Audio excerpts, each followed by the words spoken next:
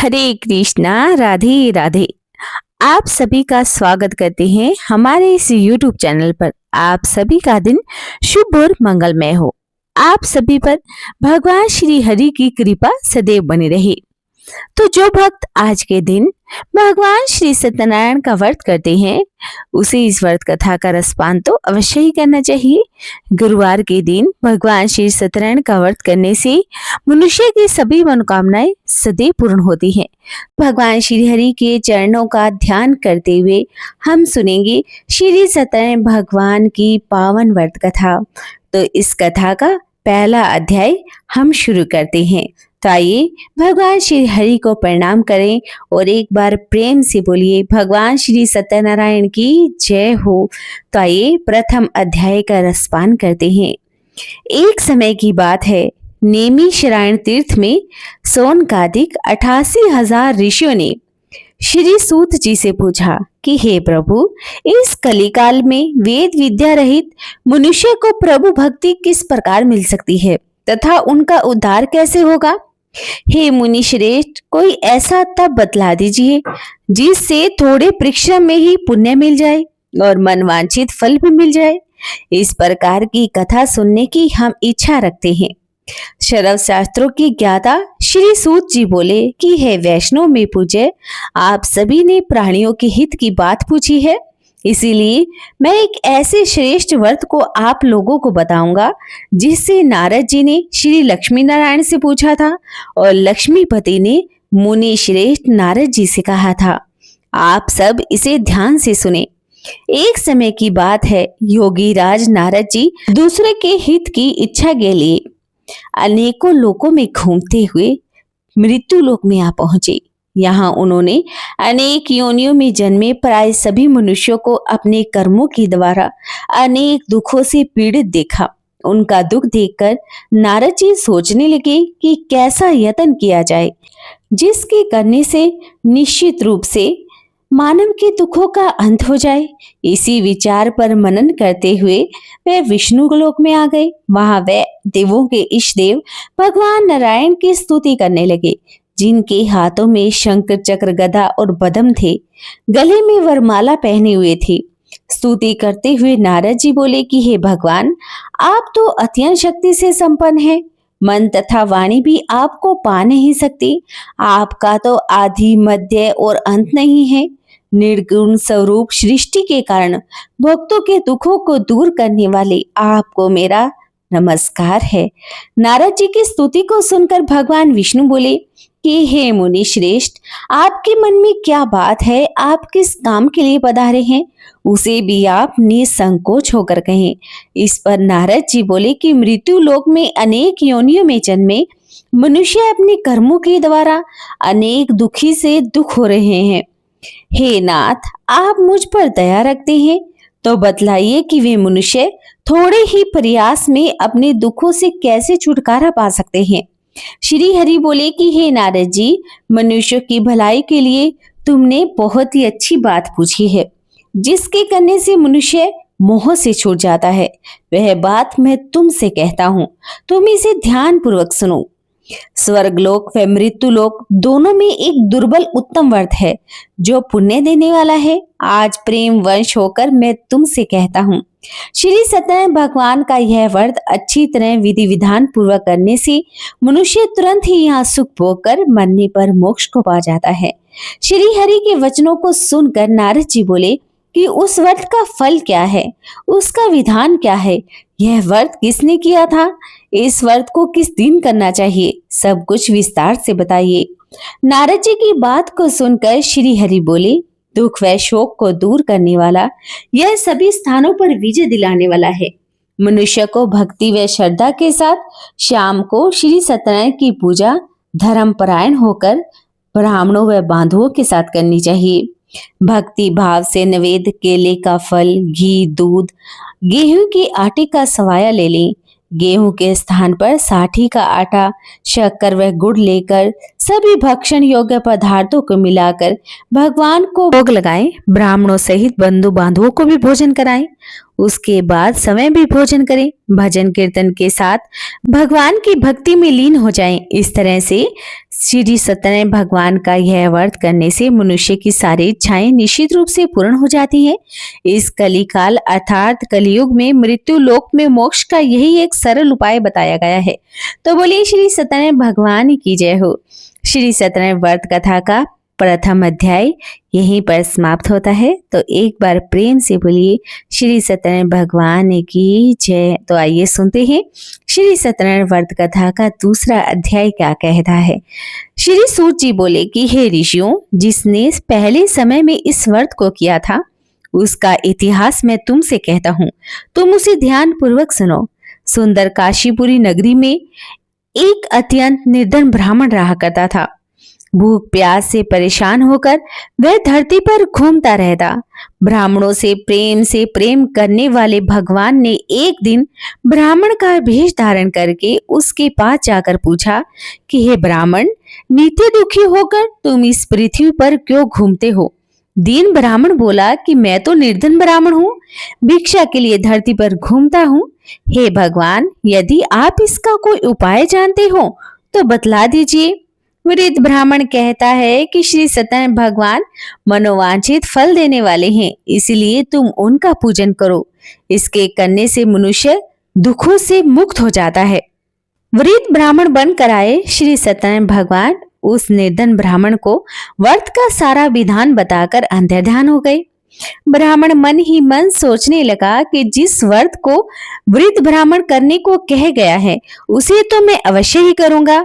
यह निश्चय करने के बाद उसे रात में नींद भी नहीं आई। वह सवेरे उठकर श्री सत्यनारायण भगवान के व्रत का निश्चय करके भिक्षा के लिए चला गया।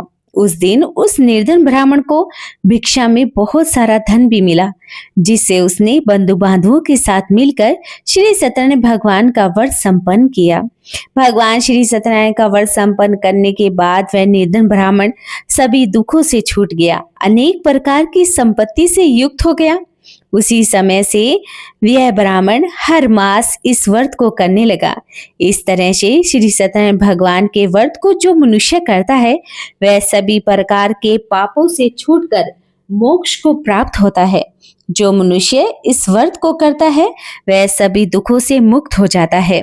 श्री सूत जी बोले कि इस तरह से नारद जी से श्री सत्यनारायण का कहा हुआ श्री सत्यनारायण व्रत मैंने तुमसे कहा। हे ब्राह्मण, मैं अब और क्या कहूँ? ऋषि बोले कि हे मुनिवर, संसार में उस ब्राह्मण से सुनकर और किस किस ने इस व्रत को किया, हम सब इस बात को सुनना चाहते हैं। इसके लिए हमारे मन में बहुत श्रद्धा का भाव है। श्री सूत जी बोले कि हे मुनियों, जिसने इस व्रत को किया वह सब सुनो। एक समय वही ब्राह्मण धन और ऐश्वर्य के अनुसार अपने बंधु बांधवों के साथ इस व्रत को करने को तैयार हो गया। उसी समय एक लकड़ी बेचने वाला बूढ़ा आदमी आया और लकड़ियां बाहर रखकर अंदर ब्राह्मण के घर चला गया। प्यास से दुखी होकर वह लकड़हारा उनको व्रत करता हुआ देख ब्राह्मण को नमस्कार करके पूछने लगा कि आप ये क्या कर रहे हैं? इसके करने से क्या फल मिलता है? कृपा करके यह मुझे भी बतलाइए। ब्राह्मण ने कहा कि सभी मनोकामनाओं को पूर्ण करने वाला यह श्री सत्यनारायण भगवान का व्रत है। इनकी कृपा से ही मेरे घर में धन धान्य आदि की वृद्धि हुई है। ब्राह्मण से श्री सत्यनारायण व्रत के बारे में जानकर लकड़हारा बहुत प्रसन्न हुआ। चरणामृत लेकर प्रसाद खाने के बाद वह अपने घर को आ गया। लकड़हारे ने अपने मन में यह संकल्प भी किया कि आज लकड़ियां बेचने से जो धन मिलेगा मैं उसी से भगवान श्री सत्यनारायण का उत्तम व्रत करूंगा। मन में इसी विचार को लेकर बूढ़ा आदमी सिर पर लकड़ियों का गट्ठा रखकर उस नगर में बेचने के लिए चला गया जहां पर धनी लोग ज्यादा रहा करते थे। उस नगर में उसे अपनी लकड़ियों का दाम पहले से 4 गुना अधिक मिला। बूढ़ा प्रसन्नता के साथ दाम लेकर केले, शक्कर, घी, दूध, दही, गेहूं का आटा ले और भगवान श्री सत्यनारायण के व्रत की अन्य सामग्रियों को लेकर अपने घर पर आ गया। वहां उसने अपने बंधु बांधवों को बुलाकर विधि विधान के अनुसार श्री सत्यनारायण भगवान का व्रत और पूजन किया। इस व्रत के प्रभाव से वह लकड़हारा धन, पुत्र आदि से युक्त होकर संसार के समस्त सुख भोग कर अंत काल में वैकुंठ धाम को चला गया। तो बोलिए श्री सत्यनारायण भगवान की जय हो। श्री सत्यनारायण व्रत कथा का दूसरा अध्याय यहीं पर संपूर्ण होता है। तो एक बार प्रेम से बोलिए श्री सत्यनारायण भगवान की जय। तो आइए सुनते हैं श्री सत्यनारायण भगवान व्रत कथा की तीसरे अध्याय को। सूत जी बोले कि हे ऋषियों, अब आगे की कथा मैं तुमसे कहता हूँ। पहले समय में उल्का मुख नाम का एक बुद्धिमान राजा था। वह सत्यवक्ता और जितेंद्रिय था। प्रतिदिन देव स्थानों पर जाता था, निर्धन को धन देकर उनके कष्टों को दूर करता था। उसकी पत्नी कमल के समान मुख वाली और सती साध्वी थी। भद्रशिला नदी के तट पर उन दोनों ने श्री सत्यनारायण भगवान का व्रत किया। उसी समय साधु नाम का एक वैश्य भी आ गया। उसके पास व्यापार करने के लिए बहुत सारा धन भी था। राजा को व्रत करता हुआ देखकर वह विनय के साथ पूछने लगा कि हे राजन, भक्ति भाव से पूर्ण होकर आप ये क्या कर रहे हैं? मैं सुनने की इच्छा रखता हूँ, तो आप मुझे बतलाइए। राजा बोला कि हे साधु, अपने बंधु बांधवों के साथ पुत्र आदि की प्राप्ति के लिए एक महान शक्तिमान श्री सत्यनारायण भगवान का व्रत और मैं पूजन कर रहा हूँ। राजा के वचन सुनकर साधु आदर से बोला कि हे राजन, मुझे इस व्रत का सारा विधान कहिए। आपके कथनानुसार मैं भी इस व्रत को करूंगा। मेरी भी कोई संतान नहीं है और इस व्रत को करने से मुझे भी निश्चित रूप से संतान की प्राप्ति होगी। राजा से व्रत का सारा विधान सुनकर व्यापार से निर्वित हो वह अपने घर को आ गया। साधु वैश्य ने अपनी पत्नी को संतान देने वाले इस व्रत का वर्णन कह सुनाया और कहा कि जब हमारी संतान होगी तब मैं इस व्रत को करूंगा। साधु ने इस तरह के वचन अपनी पत्नी लीलावती से कहे। एक दिन लीलावती पति के साथ आनंदित हो संसारिक धर्म में प्रवृत्त हो श्री सत्यनारायण भगवान की कृपा से गर्भवती हो गई। 10वें महीने में उसके गर्भ से एक सुंदर कन्या ने जन्म लिया। दिनों दिन वह कन्या ऐसे बढ़ने लगी जैसे शुक्ल पक्ष का चंद्रमा बढ़ता है। माता पिता ने अपनी कन्या का नाम कलावती रखा। एक दिन लीलावती ने मीठे शब्दों में अपने पति को याद दिलाया कि आपने श्री सत्यनारायण भगवान के जिस व्रत को करने का संकल्प किया था उसे करने का अब समय आ गया है। आप इस व्रत को करिए। साधु बोला कि हे प्रिय, मैं इस व्रत को उसके विवाह पर करूंगा। इस प्रकार अपनी पत्नी को आश्वासन देकर वह अपने नगर को चला गया। कलावती पिता के घर में रहकर दिनों दिन बढ़ने लगी। साधु ने एक बार नगर में अपनी कन्या को सखियों के साथ देखा तो तुरंत ही दूत को बुलाया और कहा कि मेरी कन्या के योग्य सुंदर वर को देख कर आओ। साधु की बात को सुनकर दूत कंचननगर में पहुंचा। वहां पर देखभाल करके लड़की के लिए सुयोग्य वणिक पुत्र को ले आया। सुयोग्य लड़के को देखकर साधु ने बंधु बांधवों को बुलाकर अपनी पुत्री का विवाह करवा दिया। लेकिन दुर्भाग्य की बात तो यह भी थी कि साधु ने अभी तक श्री सत्यनारायण भगवान का व्रत नहीं किया। इस पर श्री सत्यनारायण भगवान क्रोधित हो गए और श्राप दिया कि साधु को अत्यधिक दुख मिलेंगे।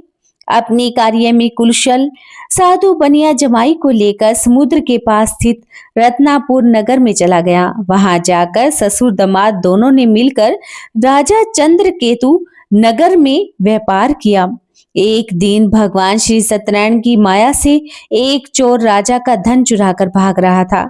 उसने राजा के सिपाहियों को अपना पीछा करता हुआ देखकर चुराया हुआ धन वहां रख दिया जहां साधु अपने जमाई के साथ ठहरा हुआ था। राजा के सिपाहियों ने साधु वैश्य के पास राजा का धन पड़ा हुआ देखा तो वह ससुर जमाई दोनों को बांधकर प्रसन्नता के साथ राजा के पास ले गए और कहा कि उन दोनों चोरों को पकड़ कर लाओ, हम आगे की कार्यवाही करेंगे। राजा की आज्ञा से उन दोनों को कठिन कारावास में डाल दिया गया। उनका सारा धन भी उनसे छीन लिया गया। श्री सत्यनारायण भगवान के श्राप से साधु की पत्नी भी अब दुखी हुई। घर में जो भी धन था उसे भी चोर चुरा कर ले गए। शारीरिक तथा मानसिक पीड़ा और भूख प्यास से अति दुखी होकर अन्न की चिंता में कलावती एक बार ब्राह्मण के घर पर गई। वहां उसने श्री सत्यनारायण भगवान का व्रत होते हुए देखा और फिर कथा भी सुनी। वह प्रसाद लेकर रात को घर वापस आ गई। माता ने कलावती से पूछा कि हे पुत्री, अब तक तुम कहाँ थी, तुम्हारे मन में क्या है? कलावती ने अपनी माता से कहा कि हे माता, मैंने एक ब्राह्मण के घर में श्री सत्यनारायण भगवान का व्रत होते हुए देखा है। कन्या के वचन को सुनकर लीलावती भगवान के पूजन की तैयारी करने लगी। लीलावती ने परिवार और बांधुओं के सहित श्री सत्यनारायण भगवान का पूजन किया और वर मांगा कि मेरे पति और जमाई श्री घी घर पर वापस आ जाएं। साथ ही यह भी प्रार्थना की कि हम सबका अपराध आप क्षमा कर दें। श्री सत्यनारायण भगवान इस व्रत से संतुष्ट हो गए और राजा चंद्रकेतु को स्वप्न में दर्शन देकर कहा कि हे राजन, तुम दोनों वैश्यों को छोड़ दो और तुमने उनका जो धन लिया है उसे तुम वापस कर दो। अगर तुम ऐसा नहीं करोगे तो मैं तुम्हारा सारा धन, राज्य, संतान सभी को नष्ट कर दूंगा। राजा को यह सब कहकर भगवान अंतर्ध्यान हो गए। प्रातःकाल सभा में राजा ने अपना सपना सुनाया और बोले कि बणिक पुत्रों को कैद से मुक्त कराकर सभा में ले आओ। दोनों ने आते ही राजा को प्रणाम किया। राजा मीठी वाणी में बोला कि हे महान अनुभवों, भाग्यवश ऐसा कठिन दुख तुम्हें प्राप्त हुआ है, लेकिन अब तुम्हें कोई भय नहीं है। ऐसा कहकर राजा ने उन दोनों को नए वस्त्र आभूषण भी पहनाई। जितना धन उनका लिया उससे दुगना धन उन्हें वापस कर दिया। दोनों वैश्य अपने घर को चल दिए। तो बोलिए श्री सत्यनारायण भगवान की जय हो। श्री सत्यनारायण भगवान व्रत कथा का तीसरा अध्याय संपूर्ण हुआ। तो एक बार प्रेम से फिर बोलिए श्री सत्यनारायण भगवान की जय। तो आइए सुनते हैं श्री सत्यनारायण व्रत कथा का चौथा अध्याय क्या कहता है। श्री सूत जी बोले कि वैश्य ने मंगलाचार कर अपनी यात्रा आरंभ की और अपने नगर की ओर चल दिया। उनके थोड़ी दूर जाने पर एक दंडी भेषधारी श्री सत्यनारायण भगवान ने उनसे पूछा कि हे साधु, तेरी नाव में क्या है? अभी वाणिक वणिक हंसता हुआ बोला कि हे दंडी महाराज, आप ऐसा क्यों पूछते हैं? क्या धन लेने की इच्छा है आपकी? मेरी नाव में तो बेल और पत्थर भरे हुए हैं। वैश्य के ऐसे कठोर वचन को सुनकर भगवान बोले कि तुम्हारा वचन सत्य हो जाए। दंडी महाराज के वचन कह वहां से चले जाने पर कुछ दूर जाकर समुद्र के किनारे बैठ गए। दंडी महाराज के जाने के बाद साधु वैश्य ने नित्य क्रिया के पश्चात नाव को ऊंची उठता हुआ देखकर अचंभा मांगा। नाव में बेल पत्ते भरे हुए देखकर वह मूर्छित होकर जमीन पर जा गिरा। मूर्छा खुलने पर वह अत्यंत शोक में डूब गया। तब उसका दामाद बोला कि आप शोक ना मनाएं, यह तो उसी महाराज का श्राप है, इसलिए हमें उनकी शरण में जाना चाहिए, तभी हमारी मनोकामनाएं पूर्ण होगी। दामाद की बात को सुनकर वह दंडी के पास पहुंचा और भक्ति भाव से नमस्कार करके बोला, मैंने आपसे जो असत्य वचन कहे थे इसके लिए आप हमें क्षमा कर दो। ऐसा कहकर महान शोकाकुल होकर रोने लगा। तब दंडी महाराज बोले कि हे बणिक पुत्र, मेरी आज्ञा से तुम्हें बार बार दुख प्राप्त हुआ है, तू मेरी पूजा से विमुख हुआ है। साधु बोला कि हे भगवान, आपकी माया से ब्रह्म आदि देवता भी आपके रूप को नहीं जान सकते, तब मैं अज्ञानी कैसे जान सकता हूँ। अब आप प्रसन्न हो जाएं। अब मैं अपनी समर्थता के अनुसार आपकी पूजा करूंगा। मेरी रक्षा कीजिए, पहले के समान ही नौका में धन भर दें। साधु वैश्य के भक्ति भाव वचन को सुनकर भगवान प्रसन्न हो गए और उसकी इच्छा अनुसार वरदान देकर अंतर्ध्यान हो गए। ससुर जमाई जब नाव के पास आए तो नाव को धन से भरी हुई देखकर फिर अपने अन्य साथियों के साथ श्री सत्यनारायण भगवान का पूजन कर अपने नगर की ओर चल दिए। जब नगर के निकट पहुंचे तो दूत को घर पर खबर देने के लिए भेज दिया गया। दूत साधु की पत्नी को प्रणाम करके कहता है कि मालिक अपने दामाद सहित नगर के निकट आ गए हैं। दूत की बात को सुनकर साधु की पत्नी लीलावती ने बड़े ही हर्ष के साथ भगवान श्री सत्यनारायण का पूजन कर अपनी पुत्री कलावती से कहा कि मैं अपने पति के दर्शन को जाती हूँ, तुम भी कार्य पूर्ण करके श्रीगृह आ जाना। माता के ऐसे वचन को सुनकर कलावती जल्दी में प्रसाद छोड़कर अपने पति के पास चली गई। प्रसाद की अवज्ञा के कारण श्री सत्यनारायण भगवान रुष्ट हो गए और नाव सहित उसके पति को पानी में डुबो दिया। कलावती अपने पति को वहां पर ना पाकर रोती हुई जमीन पर गिर गई। नौका को डूबा हुआ देखकर और कन्या को रोता हुआ देखकर साधु दुखी होकर बोला कि हे प्रभु, मुझसे तथा मेरे परिवार से जो भूल हुई है आप उसे क्षमा कर दें। साधु के दीन वचन को सुनकर श्री सत्यनारायण भगवान प्रसन्न हो गए और आकाशवाणी हुई कि हे साधु, तेरी कन्या मेरे प्रसाद को छोड़ कर आई है, इसीलिए उसका पति अदृश्य हो गया है। यदि वह घर पर जाकर प्रसाद खाकर लौटती है तो उसका पति उसे अवश्य ही मिलेगा। ऐसी आकाशवाणी सुनकर कलावती घर पर पहुंचकर प्रसाद ग्रहण करती है और फिर आकर अपने पति के दर्शन करती है। उसके बाद साधु अपने बंधु बांधवों सहित श्री सत्यनारायण भगवान का व्रत विधि विधान और के साथ करता है और इस लोक में सुख भोग कर वह अंत में स्वर्गलोक को चला जाता है। तो बोलिए श्री सत्यनारायण भगवान की जय हो। श्री सत्यनारायण भगवान व्रत कथा का चौथा अध्याय संपूर्ण हुआ। तो एक बार प्रेम से बोलिए श्री सत्यनारायण भगवान की जय। तो आइए सुनते हैं श्री सत्यनारायण भगवान व्रत कथा का 5वां अध्याय। सूत जी बोले कि हे ऋषियों, अब मैं एक और कथा सुनाता हूँ, उसे तुम ध्यान पूर्वक सुनो। प्रजा पालन में लीन तुंगध्वज नाम का एक राजा था। उसने भी भगवान का प्रसाद त्याग कर बहुत ही दुख सहन किए। एक बार वन में जाकर वन्य पशुओं को मारकर वह बड़ के पेड़ के नीचे आया।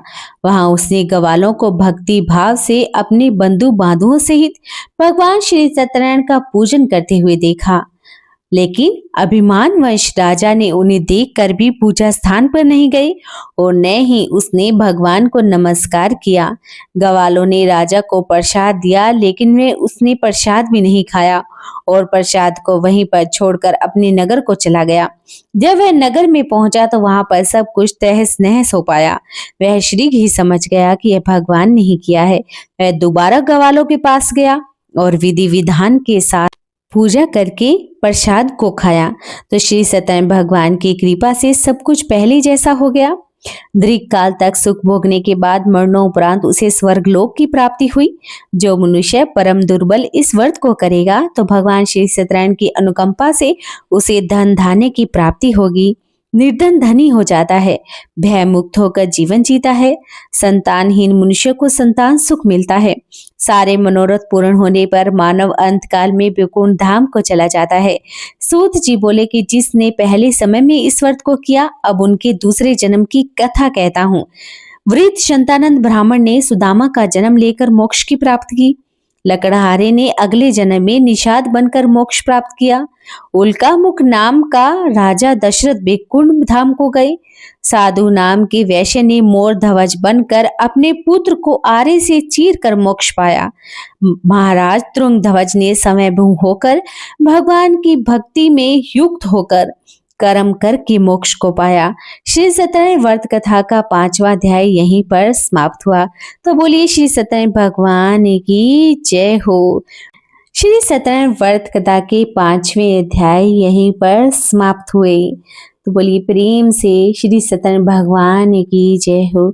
जो व्यक्ति पूरी श्रद्धा के साथ भगवान श्री सत्यनारायण का व्रत करता है, व्रत कथा का रसपान करता है, भगवान श्री सत्यनारायण उनकी समस्त मनोकामनाओं को सदैव पूर्ण करते हैं। भगवान श्री सत्यनारायण उनकी सदैव रक्षा करते हैं। अगर आपको हमारे इस YouTube चैनल की ये कथा पसंद आई हो तो आप चैनल को सब्सक्राइब करना बिल्कुल भी ना भूलें। वीडियो को लाइक और शेयर जरूर कर दें। आपसे हाथ जोड़कर प्रार्थना है कि वीडियो को शेयर करें ताकि इस व्रत कथा का आनंद और भी लोग ले सकें। आपसे हाथ जोड़कर निवेदन करते हैं कि एक बार आप कमेंट में जरूर लिख दीजिएगा। श्री सत्यनारायण भगवान की जय हो।